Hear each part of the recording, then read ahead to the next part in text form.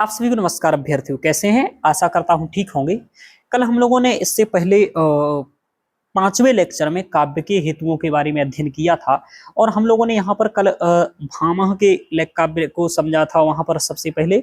और फिर हम लोगों ने भामह के बाद दंडी के काव्य के हेतु को समझा था। काव्य हेतु क्या होता है इसके बारे में परिभाषा समझी थी। आप वो लेक्चर देख लीजिए, चूंकि उतनी चर्चाएं मैं फिर से नहीं कर पाऊंगा यहाँ पर, इसलिए मैं यहाँ पर डायरेक्ट आगे स्टार्ट कर रहा हूँ। और ये आपका छठवां लेक्चर होगा, है ना। कल का पांचवा था, आज ये छठवां लेक्चर है। और इसमें भी हम काव्य हेतु की चर्चा कर रहे हैं। कल भी काव्य हेतु की चर्चा की थी।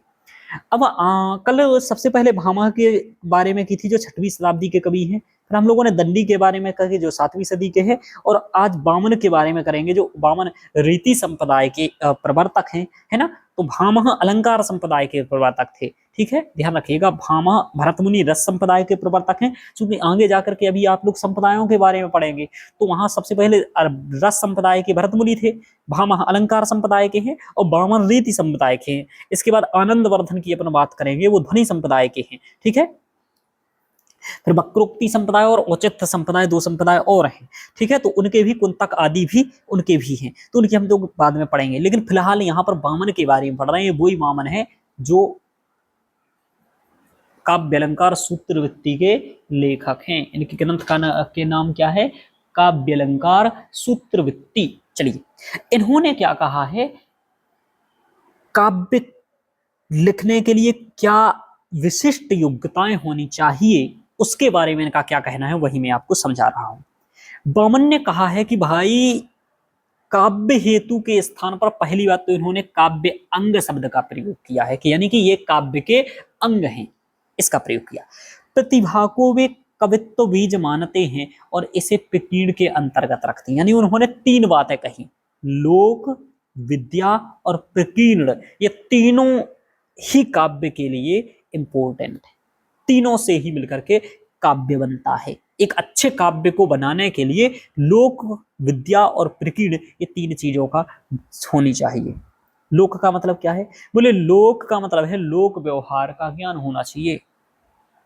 लोक वृत्तम लोकः, लोक के वृत्त के क्या स्थिति है। लोक यानी आप उसको समाज का ज्ञान होना चाहिए। कुल मिलाकर के लोक का मतलब समाज का ज्ञान होना चाहिए। समाज में क्या चल रहा है, इसकी आर्थिक स्थिति क्या है, सामाजिक क्या है, यानी कि संसार की चीजों का ज्ञान होना चाहिए। जब अभिज्ञान शाकुंतलम की बात आती है, तो वहां पर वो कहते हैं, जब वो कहते हैं कि आप तो कण्व ऋषि से, कि आप तो भाई आश्रम में रहते हैं, फिर भी आप बहुत कुछ जानते हैं, आप तो बहुत कुछ जानते हैं, और इसलिए आप बताइए शकुंतला के लिए। तो वो कहते हैं कि हम वन में भरे रहते हैं, लेकिन हम वयम लौकिक ज्ञाः, हम लौकिक ज्ञान को ही जानते हैं, और वस्तुतः सर्वज्ञ है, यानी कि सभी प्रकार के ज्ञान को ही ज्ञान रखते हैं। भले आश्रमों में रहते हैं, तो जो आश्रम में रह रहा है, ऐसा नहीं कि वो उसको लोक का ज्ञान नहीं है, वो लौकिक ज्ञाः भी है। इस तरीके से बात आती है वहां पर।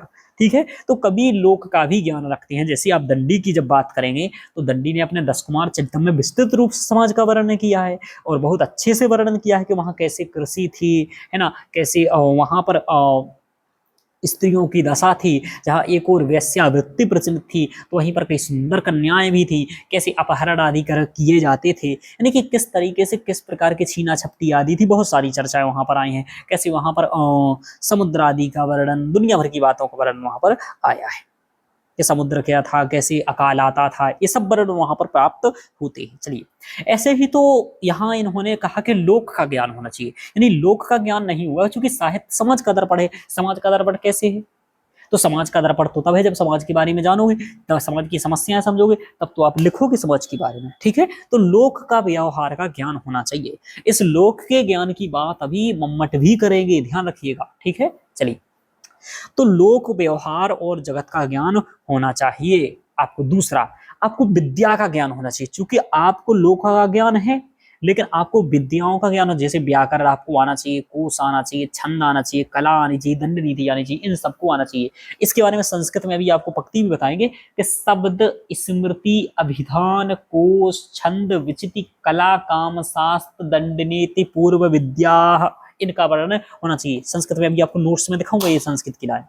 ठीक है, उसी का हिंदी है। अब देखो और क्या होना चाहिए। और प्रकीर्ण, प्रकीर्ण के अंतर्गत आता है, देखिए लक्षज्ञ तो अब अभियोग वृद्ध सेवावेक्षणम प्रतिभावान अवधानम च प्रकीर्णम, यानी कि लक्ष्य का ज्ञान होना चाहिए। अभियोग यानी आपको बार बार अभ्यास यानी प्रयास भी होना चाहिए। अवधान यानी एकाग्रता भी होना चाहिए लिखने में। और प्रतिभा यानी कि कवित्व बीज प्रतिभा भी होना चाहिए। तो प्रकीर्ण के अंतर्गत सब चीजों को इन्होंने रखा। अब आपको अभ्यास भी होना चाहिए, उसमें आपको एकाग्रता होनी चाहिए, आपके अंदर लिखने की योग्यता भी होनी चाहिए, ये सब चीजें होनी चाहिए। तो लोक विद्या प्रकीर्णन च काव्यांगानी, ऐसा इन्होंने कहा है। क्या कहा है? लोक विद्या प्रकीर्णन च काव्यांगानी। तो आपको समझ में आया होगा क्या क्या कहा है। लोक का ज्ञान होना चाहिए। लोक में क्या आएगा? लोक व्यवहार जगत का ज्ञान आदि। विद्या में अंतर्गत क्या आएगा? व्याकरण कोश छंद आदि। और प्रकीर्ण के अंतर्गत क्या आएगा कि उसमें क्या लिखना है, प्रयास अभ्यास बार बार करना है लिखने का, प्रतिभा भी होनी चाहिए आपके अंदर। तो ये है। अब ये डायग्राम फॉर्म में पढ़ाने का मतलब यह है कि आप पेपर में चाहें तो इस तरीके से डायग्राम फॉर्म्स में भी लिखेंगे तो वहां अच्छे नंबर मिलेंगे। तो ये भी आप कर सकते हैं। चलिए अब हम लोग अपने नोट्स में थोड़ा सा इनको दिखा देते हैं, इनके बारे में आपको पढ़ा देते हैं। आगे चलते हैं। देखिए आचार्य वामन के बारे में ये लिखा है। आचार्य वामन ने अपने काव्य अलंकार सूत्रवृत्ति, इनके ग्रंथों का नाम भी हमने लिख दिया है। चूंकि जो हमारे यूजीसी नेट जीडीसी वाले पढ़ रहे हैं और यूपीएससी वाले भी पढ़ रहे हैं, इनको थोड़ा सा आचार्य वामन का ग्रंथ क्या है, दंडी का ग्रंथ क्या है, थोड़ा सा पता होना चाहिए, जो कि बहुत जरूरी है। यदि ये पता नहीं है आपको तो फिर यूजीसी नेट वगैरह में आपको थोड़ी सी समस्याएं आ सकती हैं। इसलिए आपको ये सब बातें पता होंगी ना तो अच्छा ही रहेगा आपके लिए। चाहिए अब देखो, तो यहाँ उन्होंने कहा कि काव्य अलंकार सूत्रवृत्ति में अपने ग्रंथ में काव्य हेतु के लिए काव्यांग शब्द का प्रयोग किया है, अनुप्रयोग किया है। लोक विद्या व प्रकीर्ण ये तीन काव्य के महत्वपूर्ण अंग हैं। फालतू की बातें करना ही नहीं है आपको आंसर में, जो है डायरेक्ट टू द पॉइंट। चलिए अब काव्य हेतु तीनों को तो इन्होंने कहा है लोक विद्या प्रकीर्ण च काव्यंगानी, लोको विद्या प्रकीर्ण च काव्यंगानी। कहां पर कहा है? तो काव्य अलंकार सूत्रवृत्ति के 131 में कहा है। ये बात ध्यान रखिएगा। आगे देख रहे हैं। काव्य के हेतु तीन हैं। क्या? जो हेतु माने तीन। पहला लोक बनाया। लोक को मैंने अभी आपको समझाया था कि लोक का ज्ञान होना चाहिए। तो इन्होंने संस्कृत में शॉर्ट ही लिख दिया कि लोक वृत्तम लोकः, कि लोक के वृत्त के, यानी कि लोक की जो व्यवस्थाएं हैं। वृत्त का मतलब व्यवस्था भी उनके रूप में भी देखा जाता है कि लोक के चूंकि व्यवस्था या फिर पैसा या फिर लोक की स्थिति है। तो लोक वृत्तम लोकः। दूसरा विद्या, किस किस विद्याओं का ज्ञान होना चाहिए। मैंने लिखोगे कैसे? जैसे शब्द स्मृति शब्द होना चाहिए, अभिधान यानी अभिधान कोश आदि यानी कि शब्दार्थ आना चाहिए, छंदो विचिति छंद आदि का ज्ञान होना चाहिए, कला का ज्ञान होना चाहिए, काम शास्त्र आदि का ज्ञान होना चाहिए, दंड नीति आदि का भी ज्ञान होना चाहिए। तो शब्द स्मृति अभिधान कोश छंदो विचिति कला काम शास्त्र दंड नीति पूर्वा विद्या। तो इनसे पहले इन्हें कहा लोको विद्या प्रकीर्णन च काव्यांगानी। तो लोक क्या है? तो लोक वित्तम लोकः। विद्या क्या है? तो शब्द स्मृति अभिधान कोश छंदो विचिति कला काम शास्त्र दंड नीति पूर्व विद्या। ये हो गया, यानी कुल मिलाकर के शब्द रूप धातु रूप इन सब का ज्ञान है। जैसे इंग्लिश में देखेंगे वोकेबलरी का ज्ञान होना चाहिए आपको वहां पर। ये सब प्रकीर्ण के अंतर्गत और सब आगे के लक्ष्य क्या है आपका, लक्ष्यज्ञ, लक्ष्यज्ञ यानी कि लक्ष्य क्या है वो पता होना चाहिए। लक्ष्यज्ञ तो अभियोग वृद्ध सेवापेक्षणम प्रतिभान अवधानम च प्रकीर्णम, यानी कि उसमें आपको शब्दकोश का ज्ञान, आपके अंदर एक प्रतिभा भी होना चाहिए। दूसरा आपको प्रतिभा के साथ ही आप वहां पर क्या आपका एकाग्रता है वो एकाग्रता भी होनी चाहिए। ये सभी चीजें महत्वपूर्ण है। तो ये प्रकीर्ण के अंतर्गत रखा। तो लोक विद्या और प्रकीर्ण ये तीन किसने माने हैं? ये वामन ने माने हैं। तो ये हो गया। अब आपको पेपर में क्या करना है, इतना विस्तृत रूप में सबका नहीं लिखना है। यदि पेपर में आपको शॉर्ट में लिखना है तो आप ये तीनों छोड़ सकते हैं, इतना इनकी परिभाषाएं लिखना ये याद ना करें। सबसे पहले आप यूपीएससी वाले इतनी लाइन तो कर लो कि लोक विद्या प्रकीर्ण च काव्यांगानी ये कहा है। इसके अंदर के भेद आप मत पढ़ो, लेकिन मौका यदि मिलता है आपको अंदर के भी लिखने का या दूसरे कभी का भूल जाते हैं तो इन्हीं का एक्स्ट्रा में लिखना पड़ेगा। तो ये एक्स्ट्रा हो गया।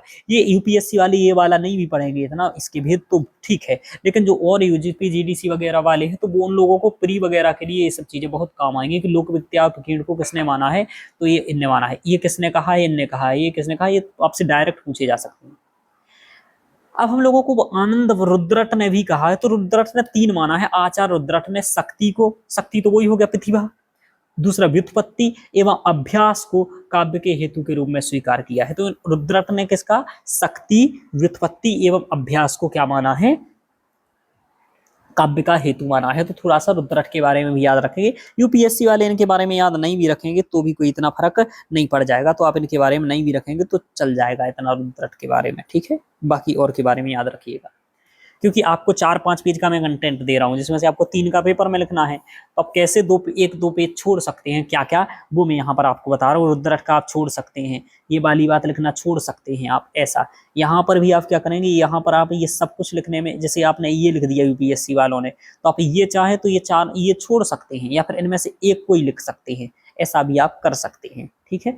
ऐसे आप लेकिन दंडी का ये वाला श्लोक आप लिखेंगे, ये वाला लिखेंगे, तो इस तरीके से मैं बता दूंगा आपको क्या क्या छोड़ सकते हैं। जैसे राज्य सरकार का ये वाला छोड़ सकते हैं प्रश्न, केवल इतना ही बताना पर्याप्त है, तो ये मैं आपको बता दूंगा, लेकिन पढ़ना सभी है, क्योंकि जब तक पढ़ोगे नहीं तो फिर मजा नहीं आएगा चीजों में। चलिए आगे चलते हैं। अब आनंदवर्धन ने क्या कहा है, इनके बारे में हम थोड़ा सा जान लेते हैं।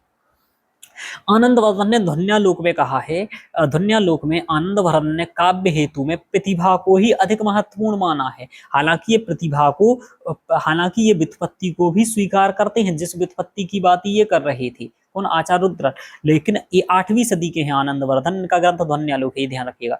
तो व्युत्पत्ति की बात की है, इनके अनुसार प्रतिभाशाली व्यक्ति में वर्ण विषयों का अभाव नहीं होता, यानी कि यदि आपके पास प्रतिभा है तो आप लिख देंगे, यदि आपकी औकात है तो आप कर जाएंगे, ये वाली बात होती है। जैसे कि कभी लोग मैं ही कहता हूं कि कुछ बड़ा साध्य करने के लिए पैसे आवश्यक है, एक आपके अंदर ऊर्जा होनी चाहिए वो काम करने की, ये 2 चीज बहुत इंपॉर्टेंट है। लेकिन आपको कुछ कहें कि नहीं सर इनमें से एक बताइए, केवल दोनों में से एक को बताना है, तो मैं कहूंगा केवल ऊर्जा। अगर आप पैसे कमाने ऊर्जा बहुत ज्यादा है तो आप पैसे कमाएंगे और फिर पढ़ जाएंगे सर की तरह, है ना, याद रखिएगा। तो पढ़ने की जो आपके अंदर क्षमता है तो वो महत्वपूर्ण है, ध्यान रखिएगा, उसके अन्य भी हैं। चलिए, तो वही कह रही है, आनंदवर्धन का भी यही मानना है कि प्रतिभा सबसे बड़ा गुण है। क्या है, प्रतिभा सबसे बड़ा गुण है।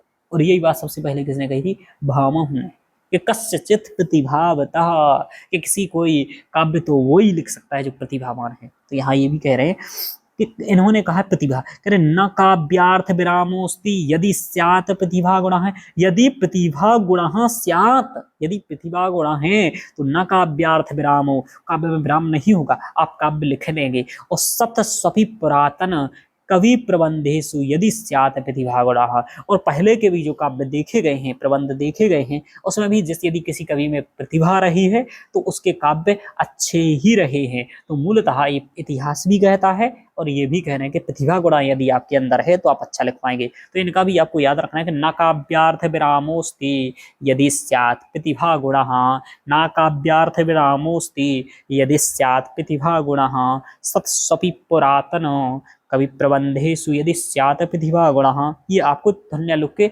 चतुर्थ उद्योत के 6वें नंबर पर कारिका में बताया गया है। तो ये आपका आनंदवर्धन का हो गया। अब देखो आनंदवर्धन का देखिए, अब हम ऊपर थोड़ा सा डायग्राम में भी इनका दोनों लोगों के बारे में थोड़ा सा देख लेते हैं। चलिए, वामन का देख लिया था, जगन्नाथ का हो गया। यहाँ देखो,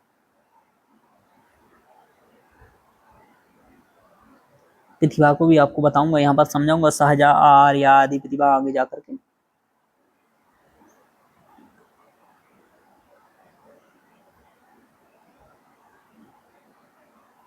देखो ये कह रहे प्रतिभा, व्युत्पत्ति और अभ्यास। प्रतिभा जन्मजात है ईश्वरी, व्युत्पत्ति का मतलब लोक और शास्त्र का ज्ञान, अभ्यास मतलब आप जानेंगे निरंतर परिष्कार। तो व्युत्पत्ति, प्रतिभा, व्युत्पत्ति और अभ्यास ये किसने कहा था, तो अभी आपने देखा ये रुद्रट भी यही बात कह रहे थे कि प्रतिभा यानी शक्ति, व्युत्पत्ति और अभ्यास। तो ये तीनों रुद्रट का है कि उत्तम काव्य की निर्मिति के लिए तीनों भूमिकाओं पर आचार्यों ने गंभीर विमर्श डाला है कि प्रतिभा होनी चाहिए, और व्युत्पत्ति का मतलब वही सब लोक का और शास्त्र का ज्ञान, दोनों को उन्होंने व्युत्पत्ति के अंतर्गत रख दिया है। व्युत्पत्ति मतलब उत्पन्न करने में जो मूल है, लोक का ज्ञान और शास्त्र का ज्ञान।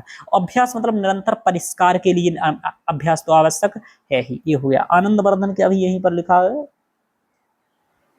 देखो वही वाली बात है, बीज यानी कि प्रतिभा काव्य का मूल बीज है। जैसे ये है, ये एक वृक्ष है, यदि वृक्ष को देखें तो वृक्ष में जो बीज है वो मूल प्रतिभा ही है, बिना बीज के तो कुछ होना ही नहीं है। सबसे ज्यादा बड़ी बात है प्रतिभा, और इसलिए सब लोग बीज के रूप में सबसे महत्वपूर्ण प्रतिभा ही को मान रहे हैं। फिर उस बीज को मिट्टी क्या करती है, यानी कि व्युत्पत्ति, ज्ञान और अनुभव क्या करता है, उसको आधार प्रदान करता है, आधार प्रदान करता है। और जब हम ज्ञान ये सब होता है, फिर हम उसमें निरंतर जल देते हैं वृक्ष में, तो निरंतर जल को ही यहाँ पर अभ्यास कहा गया है, और निरंतर जल को अभ्यास कहा गया, इसी के माध्यम से एक अच्छा वृक्ष बनता है। तो अच्छे वृक्ष के लिए जैसे बीज, और बीज के बाद उसमें खाद इत्यादि, और खाद इत्यादि के बाद निरंतर जल देना आवश्यक होने है, उसी प्रकार एक काव्य के लिए भी प्रतिभा, व्युत्पत्ति और अभ्यास आवश्यक तत्व है। ऐसा डायग्राम और ये पेड़ का उदाहरण आप अपने नोट्स में भी लिख सकते हो और शामिल कर सकते हैं। एक पेड़ को बना करके ऐसा आप वहां पर बना सकते हैं, पेपर में भी पेड़ ऐसा आपने बनाया, ये आपने इधर बीज बना दिया और ऐसे ऐसे आपने उधर फिर पेड़ बना दिया और बता दिया कि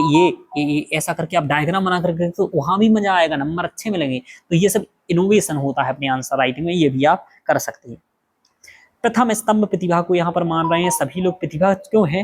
काव्य का मूल बीज कोई प्रतिभा लोग लगाए। भट्ट तौत भी कहते हैं और अभिनव गुप्त भी कहते हैं। यहाँ पर मैं ये कहते हैं प्रज्ञा नव नवोन्मेष शालिनी प्रतिभा मता, यानी कि प्रतिभा वह प्रज्ञा है जो नित्य नए नए भावों का उन्मेष करती है। यानी कि बुद्धि आपका क्या करती है, रोज नई नई चीजों को जन्म देती है। तो नई कल्पनाएं तब कर पाएंगे, नए विषयों को तब सोच पाएंगे जब आपके अंदर प्रतिभा होगी। तो भट्ट तौत ने भी यही माना है कि प्रज्ञा नव नवोन्मेष शालिनी प्रतिभा, यानी कि नए नए विचारों को पैदा करने वाली है। अभिनव गुप्त भी कहते हैं अपूर्व वस्तु निर्माण क्षमा प्रज्ञा, यानी कि प्रज्ञा क्या है, तो जो अपूर्व वस्तु निर्माण, यानी कि अपूर्व में, यानी कि जो कोई वस्तु पहले नहीं है उसका भी जो सृजन कर दे वही प्रज्ञा के कारण होता है, यानी बुद्धि के कारण। अपूर्व वस्तुओं के निर्माण में सक्षम प्रज्ञा ही प्रतिभा है। नया रिसर्च केवल आप बुद्धिवान ही कर सकता है। तो ईश्वर दत्त एवं तीन प्रकार की ईश्वर दत्त एवं जन्म संस्कार से मानते हैं। त्रैकालिक शक्ति यानी तीनों कालों के भावों का साक्षात्कार, इसके बिना काव्य का सर्जन सर्वथा असंभव है। कुल मिलाकर के कि प्रतिभा महत्वपूर्ण माना है। तो आपने देखा। अब आचार्य राजशेखर की बात यहाँ पर आएगी। आगे हम लोगों को किसका पढ़ना है? आनंदवर्धन के बाद राजशेखर का ही पढ़ना है। अब राजशेखर के बारे में हम लोग यहाँ जानते हैं। तो आनंदवर्धन का समझ गए हम लोग। आनंदवर्धन ने प्रतिभा को ही महत्व दिया है। अब प्रतिभा दो प्रकार की होती है, ऐसा किसने माना है? राजशेखर ने। उन्होंने कहा एक तो होती है कारित्री प्रतिभा, यानी इन्होंने राजशेखर ने भी प्रतिभा को ही महत्वपूर्ण माना। राजशेखर ने काव्य मीमांसा में प्रतिभा को दो भेद स्पष्ट किए हैं और इन्होंने क्या कहा कि एक तो होती है कारित्री प्रतिभा, एक होती है भावित्री प्रतिभा। जो कारित्री प्रतिभा होती है उससे इसका संबंध कवि रचना से है, इसका संबंध कवि रचना से है।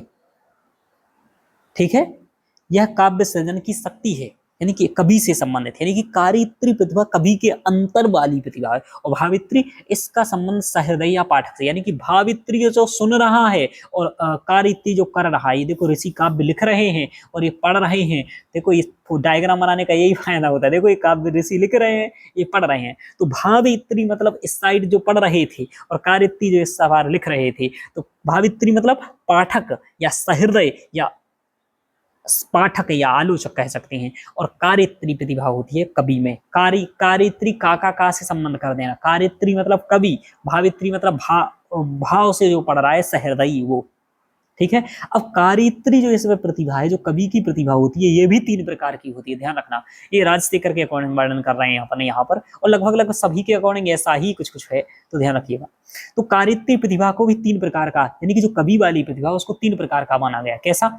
एक तो माना गया सहजा, यानी कि प्रतिभा कैसे आएगी, क्योंकि प्रतिभा सबसे बड़ा गुण है, कई लोगों ने कहा है। ठीक है, तो प्रतिभा कहा जब यहाँ, तो एक तो हो गया सहजा प्रतिभा उसे कहा गया है जो सहजा, यानी जो जा के साथ आया हो। जा मतलब जन्म के साथ जो हो, सहजन्म यानी कि जन्म के सहित है, यानी कि जो जन्म होते ही है। जैसे रघुवंशीय राजाओं को कहा जाता है जन्म के पूर्व से क्या थे? संस्कारित थे, है ना। सोहो मां जन्म शुद्धा नामा फलोदय कर्मणाम आ समुद्र क्षति सा नामना करथ वर्तमनाम। पढ़ा आपने? ये रघुवंश में पढ़ा हो। तो वो सोहो मां जन्म शुद्धा नाम, आ जन्म शुद्ध थे, जन्म के पूर्व से शुद्ध थे। तो कुछ प्रतिभाएं ऐसी होती हैं, माना गया है संस्कृत जगत में कि भाई ये जन्म से पूर्व की है। मैं ऐसा मानता हूं, मैं ये नहीं कह रहा हूं, मैं नहीं मानता हूं ये बात, है ना, कि जन्म की पूर्व की। हालांकि कभी कभी देखा जाता है कोई बालक बचपन से ही विद्वान होता है और ये गुण ऐसे नहीं देखे जाते। आप कई बच्चों को देखेंगे बहुत होशियार होते हैं बचपन से ही और कुछ ऐसे होते हैं। तो इसको मानता मैं भी हूँ एक दृष्टि से, लेकिन ये नहीं कि सब कुछ जान करके वो पहले ही आता है। हाँ, ऐसा जरूर होता है कि किसी का कम IQ होता है, किसी का ज्यादा। लेकिन दूसरी वाली को भी मैं बहुत मानता हूँ कि आहार्या, यानी जो आहार्या है ना, वर्तमान जीवन के संस्कार अध्ययन और निरंतर प्रयास से जो अर्जित की जाती है। मेरे अंदर ये वाली है, मेरी ये कम थी लेकिन ये ज्यादा है, आहार्या। तो आहार्या जो डेवलप की जाए, तो पैदाइश ही आप हो जाओ इतना विद्वान, आपकी भी IQ या फिर आप निरंतर अभ्यास के माध्यम से ये कर सकते हो। आहार्या यानी जो खा करके पैदा हो, यानी कि अच्छा ज्ञान लेकर के हो। तो सहजा आहार्या, पढ़ करके, ये ग्रंथ पढ़ करके हो। एक तो जन्म से हो गया, एक ग्रंथ पढ़ करके आपके अंदर आ रही है, पढ़ पढ़ करके आपके अंदर प्रतिभा आ रही है, वो होगी आहार्य। तीसरी प्रतिभा होती है औपदेशिकी, जो तंत्र मंत्र के माध्यम से, देवताओं के माध्यम से या गुरु के उपदेश से जागृत होने वाली जो शक्ति है। देखो ये लिखा है गुरु और शिष्य बैठे हैं या ओम का जप कर रहे हैं और पढ़ रहे हैं, तो ये होगी औपदेश की, या आपके उपदेश से जो प्रतिभा आती है। तो सहजा, आहार्य और उपदेश की प्रतिभा तीन प्रकार की है। राजशेखर, राजशेखर ये वही है जो काव्य मीमांसा के लेखक हैं, ठीक है। तो काव्य मीमांसा, तो कारित्री और भावित्री हो गया। चलिए अब ये आपको ध्यान रखना। तो राजशेखर कहेंगे आगे, राजशेखर क्या कहेंगे वो मैं आपको बता देता हूँ। राजशेखर यहाँ प्रतिभा, राजशेखर के अनुसार प्रतिभा व व्युत्पत्ति समवेत रूप से काव्य के श्रेयस्कर। अब देखो व्युत्पत्ति के बारे में जान लेते हैं। तो राजशेखर की प्रतिभा के बारे में समझ में आया। कारित्री भावित्री का, कारित्री प्रतिभा कवि से संबंधित होती है, भावित्री प्रतिभा पाठक या सहृदयी से संबंधित होती है। कारित्री प्रतिभा तीन प्रकार की होती है, सहजा, आहार्य और औपदेश की। सहजा मतलब जो जन्मजात हो, आहार्य जो पढ़ लिख करके आए, और औपदेश की जो उपदेश इत्यादि मंत्रादि के जब से आए। अब इन्होंने एक चीज और माना है, यानी कि दो चीज को मिलकर के ही काव्य मानते हैं। किस किस को मानते हैं? एक तो मानते हैं भाई कि सबसे पहले प्रतिभा, दूसरा मानते हैं व्युत्पत्ति। तो व्युत्पत्ति के अंतर्गत क्या मानते हैं राजशेखर, वो देखते हैं। राजशेखर 11वीं सदी के हैं, न सॉरी 10वीं सदी के हैं, 9वीं 10वीं का माना जाता है, 10वीं सदी के हैं, ठीक है। चलिए देखो व्युत्पत्ति, इस व्युत्पत्ति को आचार्य मम्मट ने तो निपुणता कहा है, जो इसके आगे हम लोग डिस्कशन करेंगे मम्मट के बारे में, लेकिन इन्होंने उसे व्युत्पत्ति कहा। व्युत्पत्ति को दो प्रकार से इन्होंने माना है, एक तो लौकिक व्युत्पत्ति और एक शास्त्रीय व्युत्पत्ति। लौकिक व्युत्पत्ति का मतलब लोक व्यवहार का ज्ञान हो, प्रकृति के निरीक्षण का ज्ञान हो और समाज का प्रत्यक्ष अनुभव हो, यानी कि कवि को समाज के समीप लाता है। लौकिक व्युत्पत्ति मतलब लौकिक समाज का ज्ञान, समाज का ज्ञान, समाज को देखने का ज्ञान। जैसे कि बाणभट्ट का समाज को देखने का ज्ञान था। एक तो बाणभट्ट के ने समाज के बारे में, चिकित्सा के बारे में, राज्य सत्ता कैसे चलानी है, लक्ष्मी का जो राज्य सत्ता में वर्णन होता है, कैसे लोग राज्य सत्ता के चक्कर में फंसते जाते हैं, गलत कृत्य करते हैं, आदि आदि बताया है। तो वो उनका बाणभट्ट का लौकिक ज्ञान है। मैं सिर्फ कालिदास का दे रहा था इसलिए मैंने बाणभट्ट का दे दिया। वो क्या है कि उनका ज्ञान है, ठीक है, ध्यान रखो। तो दूसरा शास्त्रीय व्युत्पत्ति क्या होती है कि व्याकरण, छंद शास्त्र, कला, अर्थशास्त्र और पूर्ववर्ती काव्यों का भी गंभीर अध्ययन होना चाहिए। तो ये होना चाहिए। तो लौकिक व्युत्पत्ति और शास्त्रीय व्युत्पत्ति। अब व्युत्पत्ति का मतलब आप समझ गए, व्युत्पत्ति के जिसके कारण काव्य उत्पन्न कर पाए। तो काव्य दो तरीके से उत्पन्न कर सकते हो, या तो लौकिक समाज का ज्ञान हो या शास्त्रीय ज्ञान, तो दोनों चाहिए। तो लौकिक व्युत्पत्ति और शास्त्रीय व्युत्पत्ति, व्युत्पत्ति के भी भेद हो गए। निष्कर्ष व्युत्पत्ति से काव्य में काव्य के जो दोष होते हैं उसमें कमी आती है और रचना का उत्कर्षपूर्ण होती है, अच्छी रचना होती है, डाइवर्सिफाई होती है, बहुत अच्छी होती है। यदि आपको लोक का और शास्त्र का दोनों का ज्ञान है, लोक शास्त्र यदि दोनों का ज्ञान आपको नहीं है, तो ये आपकी बढ़िया ग्रंथ नहीं लिख पाएगा। इसलिए बहुत महत्वपूर्ण है कि भाई लोक और शास्त्र दोनों का ज्ञान हो, ठीक है। तो ये द्वितीय भाग हो गया, इतना समझ में आया। तीसरा स्तंभ अभ्यास की बात आती है, उसकी हम लोग यहाँ पर चल रहे चर्चा। तो प्रतिभा देख लिया आपने, प्रतिभा। अब ये प्रतिभा की बात कर, अब थोड़ा सा हम अपने नोट्स पर चल देते हैं, जैसे कि आपको पता रहे कि आप पढ़ क्या रहे हो क्रम से। आपने भामा के बारे में पढ़ लिया था, आपके ने दंडी के बारे में पढ़ लिया था, आपने यहाँ पर बामन के बारे में पढ़ लिया। बामन ने लोक का बामन ने बताया यहाँ पर लोक विद्या प्रकीर्ण, लोक के अंतर्गत क्या आता है, विद्या के अंतर्गत क्या था, प्रकीर्ण के अंदर। अच्छा रुद्रट के बारे में आपने देखा, शक्ति, शक्ति के बारे में समझ लिया, प्रतिभा भी समझ लिया आपने, कारित्री प्रतिभा कवि से संबंधित, भावित्री प्रतिभा पाठक से या सहृदयी से संबंधित। व्युत्पत्ति भी दो प्रकार की समझ लिया आपने, लौकिक व्युत्पत्ति यानी कि लोक शास्त्र का ज्ञान, और शास्त्रीय व्युत्पत्ति यानी शास्त्र का ज्ञान। अब यहाँ अभ्यास को और अभ्यास, अभ्यास तो आप जान ही रहे हैं, निरंतर प्रयास ही अभ्यास है, बारंबार उस चीज का प्रैक्टिस है ना, प्रैक्टिस ही अभ्यास है एक प्रकार से। चलिए आनंद वर्धन के बारे में भी हमने देख लिया। इन्होंने कहा प्रतिभा गुण आप में यदि है तो सब कुछ हो जाएगा, तो इन्होंने प्रतिभा को महत्वपूर्ण माना। अब यहाँ पर ये वाला राजशेखर का हम यहाँ पर पढ़ रहे थे, जो आपको समझा रहे थे अभी तक। ये आपके देखो आनंद वर्धन को 8वीं शताब्दी यानी 8वीं और 9वीं शताब्दी के मध्य का माना गया है, ठीक है। तो ये 8.5 मान करके चलता हूं मैंने, ठीक है। आगे चलते हैं। और राजशेखर 10वीं, ठीक है। अब देखो राजशेखर के अनुसार प्रतिभा व व्युत्पत्ति समवेत यानी दोनों को मिलाकर के ही, समवेत शब्द मतलब मिलाकर के ही काव्य श्रेयस्कर काव्य बन सकता है। यानी कि श्रेयस्कर काव्य के, अच्छे काव्य के हेतु क्या है, तो प्रतिभा और व्युत्पत्ति दो इन्होंने माना। तो प्रतिभा व्युत्पत्ति ही मिश्रा समवेते श्रेयस्येति, यानी कि इनकी संस्कृत लाइन है, का प्रतिभा व्युत्पत्ति मिश्रा, प्रतिभा और प्रतिपत्ति मिश्र ही समवेती, दोनों समवेत यानी दोनों मिलकर के ही, यानी अकेली प्रतिभा भी नहीं अकेली व्युत्पत्ति भी नहीं, दोनों ही होना चाहिए, प्रतिभा और व्युत्पत्ति दोनों ही समवेत रूप से श्रेयस्येति, दोनों श्रेयस कर हैं।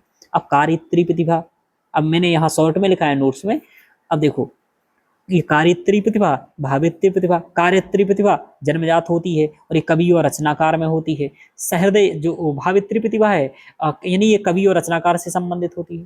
जो भावित्री प्रतिभा है वो सहृदय या पाठक में होती है या आलोचक में रह संबंधित है। सहजा यानी पूर्व जन्म संस्कार आदि से उत्पन्न, आहार यानी इसी जन्म के संस्कार से उत्पन्न पढ़ने लिखने से, और उपदेश की यानी यंत्र मंत्र तंत्र देवता गुरु आदि से संबंधित। ये आपको मैंने बताया।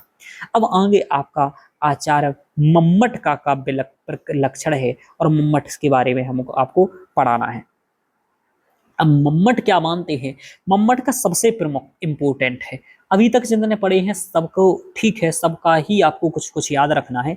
अब पेपर में क्या करना है यूपीएससी वालों को, आप चाहो तो इतना डिटेल्स में ये सब वर्णन करने की जरूरत नहीं है, आप केवल इतना लिख दीजिएगा राजशेखर ने प्रतिभा व व्युत्पत्ति दोनों के समवेत रूप से काव्य की उत्पत्ति मानी है, और ये संस्कृत वाली लाइन लिख दीजिएगा कि प्रतिभा व्युत्पत्ति मिश्रा समवेति श्रेयस्येति। ये वाला यदि आप लिखना ना चाहें पेपर में तो मत लिखिएगा, ये वाला आप नहीं लिखना चाहें तो मत लिखिएगा इतना, ये डिटेल्स में मैंने उनके लिए बताया है कि आपको समझ में भी तो आए कि प्रतिभा भी दो प्रकार की है, कार्यत्री और भावित्री, क्योंकि पढ़ने वाला भी अच्छा होना चाहिए। पढ़ने वाला यदि अच्छा नहीं है तो वो अच्छे काव्य को भी नहीं देख पाएगा। जैसे कोई यदि आलोचक एकदम बेकार व्यक्ति है तो वो अच्छे काव्य में भी क्या निकालेगा, दोष ही निकालता है। और इसलिए कालिदास कहते हैं कि काव्य के पढ़ने वाले में भी एक विशेषता होनी चाहिए, और रघुवंश के 10वें पद्य में वो ये बात व्यक्त करते हैं कि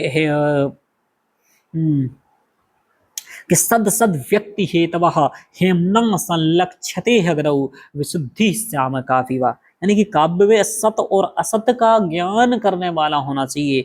जैसे कि तभी व्यक्ति कर सकता है, ये बुरे कंप्लीट याद नहीं आ पा रहा है। तम संतः श्रोतुमर्हन्ति, आ गया याद कि वही सज्जन मुझे सुनने की योग्य है जो सद असद व्यक्ति हेतवा, सत और असत को अलग कर पाए। तो तम संतः श्रोतुमर्हन्ति सद सद व्यक्ति हेतवा हेम्नः संलक्ष्यते अग्नौ विशुद्धि श्याम काफिवा, यानी जो स्वर्ण की परीक्षा वही कर सकता है, जैसे कसौटी से ही पता चल सकती है कि सोना खरा है या खोटा है, ऐसे ही काव्य अच्छा है या बुरा है ये एक अच्छा कवि या अच्छा सहृदयी ही पता कर सकता है, कोई भी आकर के पता नहीं कर सकता। तो भावित्री प्रतिभा भी होनी चाहिए, ध्यान रखिएगा। यानी कि आप एक लिख रहे हो, लिखने से पहले आपको दूसरे के काव्य को समझने की भी क्षमता होनी चाहिए, तभी आप एक अच्छे कवि बन पाओगे। अब मम्मट के बारे में हम यहाँ पर देखेंगे।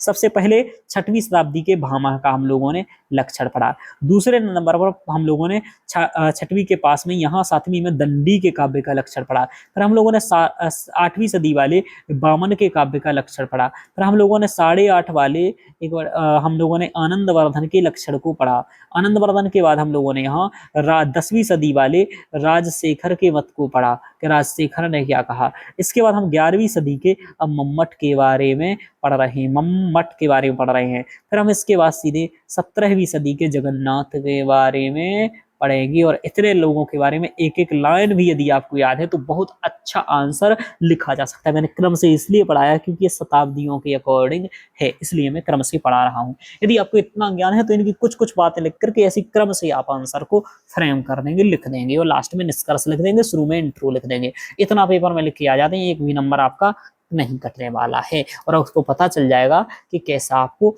नॉलेज है। चलिए, आचार्य मम्मट ने निम्न 3 हेतुओं की समवेत समष्टि से काव्य के विकास को स्वीकार किया है। यानी इन्होंने किसी एक चीज को नहीं माना, इनने कहा कि 3 चीजें होनी चाहिए काव्य के लिए। कितनी?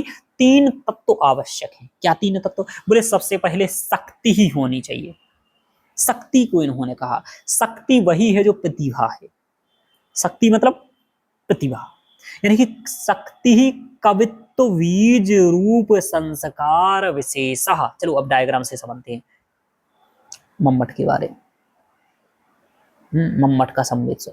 इन्होंने कहा शक्ति होनी चाहिए। शक्ति वस्तुतः प्रतिभा ही है, जो प्रतिभा हम बात कर रहे हैं, कार्यत्री और जो भावित्री प्रतिभा की कही, और फिर हमने कार्यत्री प्रतिभा को भी आगे बांटा। वो क्या नाम, 3 प्रकार की प्रतिभा बना था मैं, ये क्या नाम,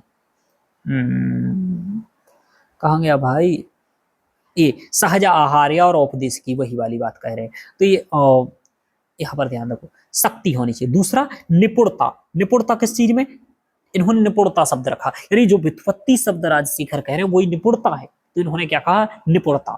तो शक्ति यानी प्रतिभा, तो इन्होंने शक्ति शब्द प्रयोग किया है। दूसरा इन्होंने व्युत्पत्ति के में निपुणता कहा। किस चीज में निपुणता, तो वही छंद व्याकरण आदि इन सभी चीजों में निपुणता। छंद का ज्ञान, व्याकरण का ज्ञान आदि का ज्ञान होना चाहिए। निपुणता, लोक शास्त्र का ज्ञान, ये सब होना चाहिए। फिर अभ्यास भी होना चाहिए, तीसरा इन्होंने माना। तो इन्होंने 3 शब्द याद रखे हैं, ध्यान रखना, शक्ति, निपुणता और अभ्यास। राजशेखर ने 3 रखे, राजशेखर ने 2 रखे मूल रूप से, प्रतिभा और व्युत्पत्ति, ध्यान रखना। कुछ लोगों ने केवल प्रतिभा को ही माना है, जैसे भामह, आनंदवर्धन, इन्होंने केवल प्रतिभा की बात करी है। ठीक है, आपको इतना समझ आया। जबकि वामन ने भी 3 चीजों की बात कही, लोक, विद्या और प्रकीर्ण। तो आपको याद रखना है सबका, शक्ति, निपुणता और अभ्यास। शक्ति, निपुणता और अभ्यास, ये हो गया। मम्मट ने प्रतिभा को शक्ति और व्युत्पत्ति को निपुणता कहा है। ये बात ध्यान रखना है कि मम्मट ने प्रतिभा को शक्ति शब्द से प्रयोग किया, क्योंकि भाई सेम कह देंगे फिर इनका अलग से क्या रहेगा भाई, तो शक्ति कहा, और निपुणता को, व्युत्पत्ति को निपुणता कहा। इनका स्पष्ट मत है कि ये तीनों अलग अलग हेतु नहीं है, बल्कि तीनों का समवेत रूप या सम्मिलित रूप ही काव्य का हेतु है। इसलिए कहेंगे हेतु न तो हेतवः, यानी कि ये काव्य के हेतु है। हेतु मतलब एक अकेले, ये तीनों मिलकर के समवेत स्वरूप है। तीनों आश्रित, तीनों ही होंगी तो ही होगा। यदि एक नहीं होगा, निपुणता नहीं होगी तो ठीक नहीं होगा, अभ्यास नहीं होगा तो ठीक नहीं बनेगा, यानी तीनों समवेत रूप से हैं, यानी ये वाला, ये ध्यान रखो, ये तभी बनेगा जब ये तीनों होगा। ठीक है, तो इस तरीके से आप डायग्राम बना सकते हैं पेपर में और लिख सकते हैं। ऐसे 3 गोला बनाइएगा, है ना, चूड़ी बोलता हूं मैं, 3 चूड़ी बना दीजिएगा और इधर लिख दीजिएगा श्रेष्ठतम काव्य तभी बनेगा, या सुंदरतम प्रकृष्टतम काव्य तभी बनेगा जब तीनों होगा। तो ये डायग्राम आप बना सकते हैं इनके लिए। ठीक है, समवेत सिद्धांत में शक्ति के बिना काव्य रचना संभव नहीं, पर निपुणता और अभ्यास से ही उसका व्यवहारिक उद्भव होता है, ऐसा इन्होंने कहा है। ठीक है, आगे देखो, एक चार्ट है जिसमें सभी का बताया गया है, लेकिन अभी अपने को और भी पढ़ना है एक कवि का, तो उनके बारे में भी पढ़ लेते हैं। तो इतना आपको समझ में आया मम्मट का। चलिए मम्मट के बारे में और आगे पढ़ लेते हैं। यहाँ पर मम्मट का एक श्लोक भी मैं नोट्स में लिख के दे दूंगा, शक्ति निपुणता अभ्यास वाला उनका एक श्लोक है, वो मैंने इसमें नोट्स में नहीं लिखा, लेकिन ठीक है मैं लिख दूंगा। आगे चलते, तो यहाँ पर आया कवित्व बीज संस्कार विशेषा, कवि रूप का बीज रूप संस्कार, याम बिना काव्यम न प्रसरेत। बोले कवित्व बीज रूप संस्कार होना चाहिए, आपके अंदर वो प्रतिभा होना चाहिए, आपके वो कवि वाला बीज होना चाहिए। दूसरा, याम बिना काव्यम न प्रसरेत, जिसके बिना काव्य नहीं लिखा जा सकता है। प्रसृतम वा, यदि लिख भी दिया, चल भी गया, तो उपहासनीयम स्यात्, यदि यानी आपको के अंदर शक्ति नहीं और फिर भी आप लिख रहे हैं जबरदस्ती, तो मजाक हो रहा है ना। यदि आपको बोलना आ नहीं रहा है, बोलना चाहते हैं, तो क्या होगा, मजाक ही बनेगा। तो कहा जाता है याम बिना काव्यम न प्रसरेत प्रसृतम वा उपहासनीयम भवेत। इसकी बात कालिदास भी कहते हैं, कहाँ, रघुवंश में करते हैं। कैसे करते हैं, बोले मंदाह कवि यशः प्रार्थी, कि मंद हूं लेकिन कवि के यश को चाहता हूं। गमिष्यामि उपहास्यताम, और यदि मैं उपहास्यता को जा सकता हूँ, जैसे आप कोई आईएएस की तैयारी के आप में बन ही नहीं रहा है, ऐसे मेरे एक स्टूडेंट थे, उनमें देख करके उन्हें खुद समझ में आ रहा था भाई मेरे बस की नहीं है, फिर भी लगे यूपीएससी के लिए। नहीं करना चाहिए भाई, जिस योग हो उस योग अपनी क्षमता को पहचान के जाओ, तो ये बहुत महत्वपूर्ण है। क्योंकि याम बिना काव्यम न प्रसरेत प्रसृतम वा उपहासनीयम स्यात्, इसलिए शक्ति बहुत जरूरी है। दूसरा, लोक शास्त्र या निपुणता। निपुणता क्या, निपुणता का मतलब ये है, यहाँ पर निपुणता मैंने काट दिया, ये निपुणता है आपका, ध्यान रखिएगा। निपुणता का मतलब निपुणता, स्थावर, जंगम, जंगमात्मक, लोक विक्रास से, यानी व्याछंद, व्याकरण, संज्ञा आदि सभी चीजों का, अमर कोश का ज्ञान होना चाहिए, शब्दों का ज्ञान होना चाहिए, लोक शास्त्र का ज्ञान होना चाहिए, इसे ही कहा गया है निपुणता। ठीक है। और तीसरा कहा गया है अभ्यास। पौनः पुण्येन प्रवृत्ति रीति त्रयः समुदिता, यानी कि पौनः पुण्येन प्रवृत्ति, कि बार बार अभ्यास, इति, ये तीनों ही समुदिता सम्मिलित रूप से काव्य का निर्माण करते हैं। यहाँ जो मैं श्लोक दूंगा वो यहाँ पर आपको लिख देना है, मैं यहीं पर लिख दूंगा, अपने नोट्स जो सेंड करूंगा आपको यहाँ पर लिख करके ही वो श्लोक दूंगा। इसी का है, उसमें शक्ति निपुणता इन सबका श्लोक है वो। ठीक है। आगे यही कहते हैं कि तस्य काव्यस्य उद्भवे निर्माणे समुल्लासे चा, यानी कि काव्य के उद्भव में, निर्माण में और समुल्लास में हेतु नतुर हेतवः, यानी हेतु है न कि हेतवा है। एक काव्य प्रकाश के 113 उस काव्य प्रकाश के तीसरे नंबर पर ही ये बात कही जाती है, काव्य प्रकाश में, ध्यान रखिएगा। आगे अब देखो, तो ये हो गया, ये मम्मट का काव्य लक्षण हुआ। आगे देखते हैं पंडित राज जगन्नाथ का। जगन्नाथ ने तो कहा भैया केवल प्रतिभा ही काव्य के लिए आवश्यक है, यानी कि पंडित राज जगन्नाथ ने काव्य हेतु में प्रतिभा को ही स्वीकार किया है। इन्होंने प्रतिभा को कार्यत्री एवं भाववृत्ति दो भेद माने हैं, लेकिन उसमें कार्यत्री जो कवि वाली प्रतिभा है उसको ही विशेष माना है। बोले कवि यदि अच्छा है वो लिख दिया, पर पाठक अच्छा की ज्यादा सोचने की जरूरत नहीं है, यदि आप में दम है तो पढ़ेगा कोई ना कोई, ध्यान रखिएगा। तो ये इन्होंने कार्यत्री, बोले प्रतिभैव केवला कारणम, ये प्रतिभा के संदर्भ में कहते हैं कि काव्य रचना के अनुकूल शब्दार्थ की उपस्थिति मात्र, यानी कि आप काव्य के अनुकूल शब्दों और अर्थ को यदि ठीक से लिख देते हैं, कराने वाली सब क्षमता ही क्या है, काव्य की है। तो बोले साचा काव्य घटना के अनुकूल, काव्य घटनानुकूल शब्दार्थ उपस्थिति, यानी कि काव्य घटना के अनुकूल शब्दार्थों की उपस्थिति ही क्या है, आपकी क्षमता है। और ये तीन प्रकार की है, अदृष्ट यानी जो दिव्य कृपा आदि से प्राप्त होती है, व्युत्पत्ति वही वाली बात है, व्युत्पत्ति इसलिए मैंने यहाँ पर नहीं बताया, व्युत्पत्ति वही वाली बात है क्या कि एक तो शास्त्रीय, तो लौकिक व्युत्पत्ति, लौकिक व्युत्पत्ति यानी कि लोक शास्त्र का ज्ञान, और शास्त्रीय व्युत्पत्ति यानी छंद व्याकरण आदि का ज्ञान होना चाहिए। फिर बाद में अभ्यास, मतलब पौनः पुण्येन प्रवृत्ति इति अभ्यास, कि बार बार प्रवृत्ति, बार बार उसमें आप प्रवृत्ति कर रहे हैं, वही अभ्यास है। तो अदृष्ट, व्युत्पत्ति और अभ्यास ये हो गया। निष्कर्षतः हम अभी ये है कि उपयुक्त वर्णन से स्पष्ट है कि काव्य प्रकाशकार द्वारा अभिकथित शक्ति, निपुणता एवं अभ्यास का समवेत एकल स्वरूप ही काव्य का समुचित हेतु उपलक्षित होता है। अन्य कवियों के हेतु भी उन्हीं के इर्द गिर्द सन्निकट या प्रतीयमान हैं, यानी कि उनके भी वहीं पर के बात है। तो इस तरीके से है, यानी कि अब निष्कर्ष में हमने सबका पढ़ लिया। अब हमें देखना क्या है, दो प्रकार के कवि यहाँ पर निकल करके आ रहे हैं। ऐसे हिंदी साहित्य के भी कवि हैं, वो भी बात वही करते हैं, रीतिकालीन जो कवि हिंदी साहित्य के, वो जैसे आचार्य कुलपति मिश्र कहते हैं प्रतिभा को ही उन्होंने प्रमुख माना, व्युत्पत्ति व अभ्यास को गौण माना है। ऐसे सुरति मिश्र और श्रीपति हैं, मम्मट से प्रभावित है, तीनों के सम्मिलित रूप से को हेतु माना गया है, यानी कि त्रय विनु कावन हुई। ऐसी भिखारी दास जो काव्य निर्माण है, उन्होंने मम्मट के सिद्धांत का ब्रज भाषा में व्यवस्थित अनुवाद किया, शक्ति अध्ययन और लोक अनुभव लिखा। इस तरीके से भिखारी दास कहते हैं जैसे एक पहिए से रथ नहीं चलता, वैसे ही तीनों के बिना एक अकेले से कुछ नहीं होगा, तीनों को मिलकर के ही काम होगा।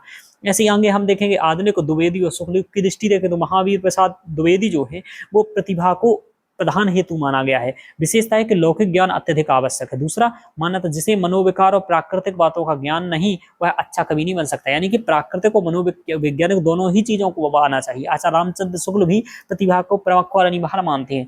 विशेषता यह है कि व्युत्पत्ति और अभ्यास को महत्व देते हुए कवि के लिए कला, निपुणता और सहृदयता को परम आवश्यक है। तो ये सब मानती है। मम्मट और पंडित राज जगन्नाथ का इन पर स्पष्ट प्रभाव देखा जाता है। ऐसे सारे आबादी कवि भी हैं, आप लोग एक बार पढ़ लीजिएगा। सूर्यकांत त्रिपाठी निराला है, ठीक है, प्रतिभा को मानव बंधनों को तोड़ने वाली दैवीय शक्ति मानते हैं। शब्द चयन और नापतोल व्युत्पत्ति को भी आवश्यक माना है। अब सुमित्रानंद पंत को भी देखेंगे, इन्होंने प्रतिभा के साथ व्युत्पत्ति को अधिक महत्व दिया है, न प्रतिभा का कर अभिमान मनन कर। इस तरीके से महादेवी वर्मा भी हैं, इन्होंने साहित्य रचना केवल अभ्यास से संभव नहीं, इसके लिए जन्मजात विशेष प्रतिभा और विशिष्ट मानसिक गठन भी होना चाहिए। तो इस तरीके से अब देखो काव्य हेतु के महत्व के अध्ययन की भी हम लोग यहाँ पर चर्चा करेंगे, लेकिन उससे पहले हम अभी आपको एक चीज और बताएंगे यहाँ पर कि इनमें तुलनात्मक अध्ययन एक बार मैं करवाना आपको चाह रहा हूँ। आचार्यों का विमर्श तुलनात्मक देख लीजिए तखैया पर तौल करके, कि केवल प्रतिभा को जो मानने वाले हैं और जो तीन चीजों को समन्वित रूप से मानते हैं। विचारधारा वन कहती है प्रतिभा की सर्जना का एकमात्र हेतु है, यानी प्रतिभा ही एकमात्र सबसे महत्वपूर्ण है। व्युत्पत्ति और अभ्यास केवल इसके संस्कार यानी पॉलिश करने वाले हैं, यानी कि प्रतिभा होनी चाहिए सबसे महत्वपूर्ण। वही बात मैंने कही, यूपीएससी करने के लिए क्या क्या आवश्यक है? पैसा, है ना, और या फिर आपके अंदर की आग। तो जो प्रतिभा कह रहे हैं वो कह रहे हैं केवल आग जरूरी है, बाकी तो ये सब आ ही जाएगा यदि आग जल रही है तो। लेकिन ये कह रहा है देखो, इसके साथ व्युत्पत्ति और अभ्यास को भी हम इग्नोर नहीं कर सकते। तीनों ही चीजें जिसके पास बहुत अच्छे से हैं वो जल्दी आईएएस बनेगा। जैसे जिसके पास पैसा है, जिसके पास अच्छा गाइडेंस है, जिसके पास ऊर्जा भी है करने की, बहुत अच्छी आग भी जल रही है, वो जल्दी बनेगा।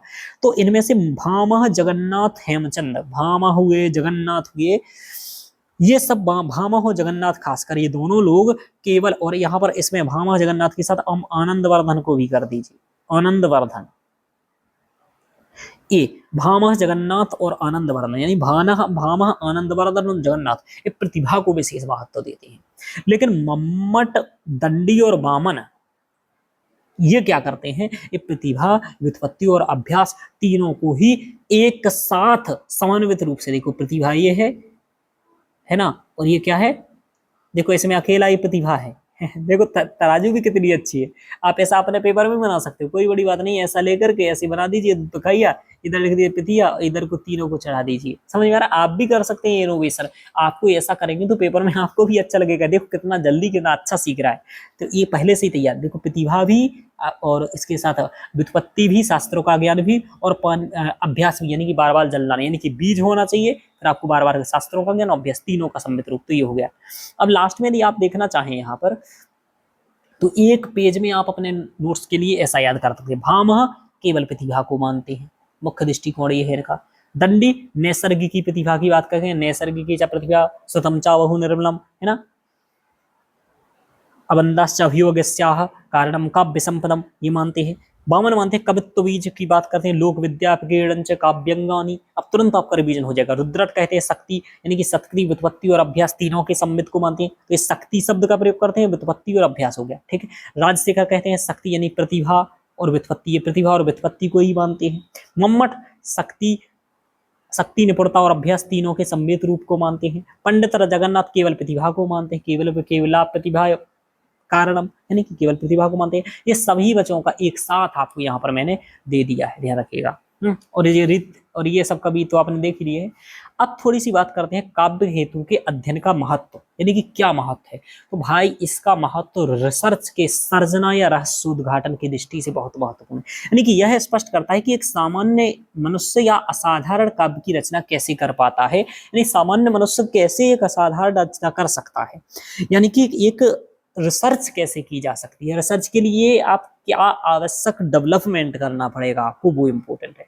दूसरा, कला का परिष्कार, यानी कि कवियों को यह दिशा देता है कि केवल जन्मजात प्रतिभा ही पर्याप्त नहीं है, आपको लोक शास्त्र का भी ज्ञान होना चाहिए। अभ्यास से ही काव्य दोष रहित होता है, यानी कि निरंतर अभ्यास बहुत जरूरी है। प्रैक्टिस मेक्स परफेक्ट, यानी कि आपको प्रैक्टिस करनी पड़ेगी। दूसरा, समालोचना का आधार, यानी कि भावित्री प्रतिभा के अध्ययन से आलोचकों और सहृदयों की रसस्वादन क्षमता का विकास होता है। तो समालोचना का भी आधार है कि भाई आपके अंदर का कारित्री प्रतिभा भी होनी चाहिए, साथ में भावित्री होनी चाहिए। तीसरा, साहित्यिक प्रतिमानों की स्थापना, यानी कि उत्कृष्ट और सामान्य काव्य के बीच अंतर करने के लिए स्पष्ट प्रतिमान स्थापित होने चाहिए। देखो वहीं पर कहा जाता है बाणोच्छिष्टम जगत सर्वम, यानी कि बाण की प्रतिभा है, सीखने की जरूरत है। जैसे देखिए आप भारवी से बहुत अधिक सीखा है माघ ने, है ना, जो कि ननु नन्नो एक शब्द से यदि भारवी का बना रहे हैं तो हम माघवी दाद दो दाती से एक अक्षर से अपने श्लोक को सृजन कर रहे हैं। फिर और ऐसे ही और जाकर के वो देखेंगे क्या नाम उनको, हर्ष को तो वो भी सेक रहे हैं। हर्ष के लिए तो कहा गया है कि उदते ने सधे काव्य को मांगा कुछ भारवी, है ना, इस तरीके से। इसी माघ के लिए भी कहा जाता था, जब तक मांगा है तो माँ की भी प्रशंसा हो रही थी। तो इस तरीके से है। और इन सबसे ज्यादा काव्य हेतुओं का महत्व ये है आज समझाने के, किसी भी चीज से पहले, हमें कोई काम करने से पहले उसके लिए क्या योग्यताएं होनी चाहिए, क्या विशेष आवश्यकता या गुण आपको या क्वालिटीज डेवलप करनी है, इन पर विशेष ध्यान और विचार करके ही हमें किसी चीज में प्रवेश करना चाहिए, जिससे कि हम उस क्षेत्र में सफल हो सके। खासकर रिसर्च के क्षेत्र में यदि आपको जाना है, या पॉलिसी मेकिंग के क्षेत्र में जाना है, या आईएएस बनना है, आंसर राइटिंग करना है, तो ये आपको देखना होगा कि आपके अंदर क्या वो क्षमताएं हैं, नहीं है तो उन्हें डेवलप करिए फिर आप, ठीक है। जैसे आंसर राइटिंग प्रैक्टिस डेवलप करिए, सुनने यदि आपको कहीं जाना है तो कम्युनिकेशन स्किल्स डेवलप करिए, टीचिंग स्किल्स डेवलप करिए, एडिटिंग स्किल्स डेवलप करिए, जो भी आपको करना है तत्संबंधी स्किल्स डेवलप करिए। ये काव्य के हेतु का भी महत्व है। तो ये एक्स्ट्रा हो गया, अंग समझ में आया। इस तरीके से हम लोगों ने महत्व को देखा। निष्कर्ष में हम यही कहेंगे कि प्रतिभा वह ईश्वरीय सिंगारी या बीज है जिसके बिना काव्य का सृजन सर्वथा असंभव है। एक लेखसी लिख सकते हैं, किंतु इस बीज को एक महान वृक्ष बनने के लिए लोक शास्त्र के ज्ञान रूपी मिट्टी, व्युत्पत्ति और निरंतर प्रयास रूपी जल की अभ्यास की अनिवार्यता आवश्यक होती है। ऐसे आप उदाहरण सहित निष्कर्ष भी बता सकते हैं। जो मैंने निष्कर्ष दिया वो तो ठीक ही है, ये भी निष्कर्ष आप दे सकते हैं, ये भी कह सकते हैं कि उत्कृष्ट काव्य किसी एक तत्व का चमत्कार नहीं बल्कि प्रतिभा, व्युत्पत्ति और अभ्यास की समवेत अनुशासित साधना है। तभी एक अच्छा वृक्ष बन सकता है जब सभी चीजें होगा। तो ये निष्कर्ष हो गया। इस तरीके से अब आपको यदि लिखना है कि संस्कृत काव्य शास्त्र में प्रतिपादित जो काव्य के हेतु है उसके बारे में वर्णन करिए, तो क्या करेंगे आप, क्रम से लिखेंगे। सबसे पहले भामह के बारे में सबसे पहले तो बताएंगे कि काव्य के हेतु को, उसका अभिप्राय क्या है बताएंगे। काव्य के हेतु इंट्रो कैसे लिखेंगे, तो इस तरीके से मैंने यहाँ पर ये 3 इंट्रो दे दिए हैं कि ऐसा आप लिख सकते हैं। शॉर्ट में लिखना बहुत छोटा, तो काव्य के हेतु से अभिप्राय है कि काव्य रचना के लिए क्या क्या योग्यताएं कवि में होनी चाहिए जिससे एक श्रेष्ठ काव्य की संरचना की जा सके, उसे हम काव्य हेतु कहेंगे। ऐसे आप लिख सकते हैं कि भारत, एक ऐसा भी लिख सकते हैं, भारतीय दर्शन परंपरा में प्रत्येक कार्य का कोई ना कोई कारण है, इसे स्वीकार किया गया है। अस्मिन् कारणे सति इदं कारणम्। इसी संदर्भ में प्रत्येक काव्य अथवा कवि में विशिष्ट हेतुओं का होना आवश्यक होता है, उसे ही हम काव्य हेतु कहते हैं।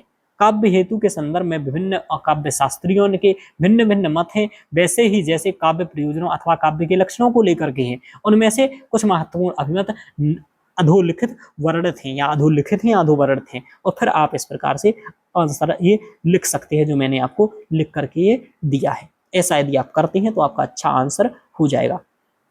इस तरीके से आज अपना एक टॉपिक्स कंप्लीट हुआ, काव्य हेतु, और टॉपिक्स कंप्लीट हुआ। इसी के साथ हम लोग आज समाप्त करेंगे। आप लोग बताइएगा कैसा लगा, और आगे के टॉपिक्स में हम काव्य के भेदों की चर्चा करेंगे, जहां पर काव्यों के भेदों को हम विविध तरीके से समझेंगे कि कैसे काव्य के भेद होते हैं। उत्तम काव्य, मध्यम काव्य, अधम काव्य, उत्तम काव्य ध्वनि काव्य क्यों होता है, इन सब की बात करेंगे। खंड काव्य, गद्य काव्य, पद्य काव्य, ये सब क्या है उसकी चर्चा करेंगे। तो आज के लेक्चर में इतना ही। ओके मित्रों, धन्यवाद।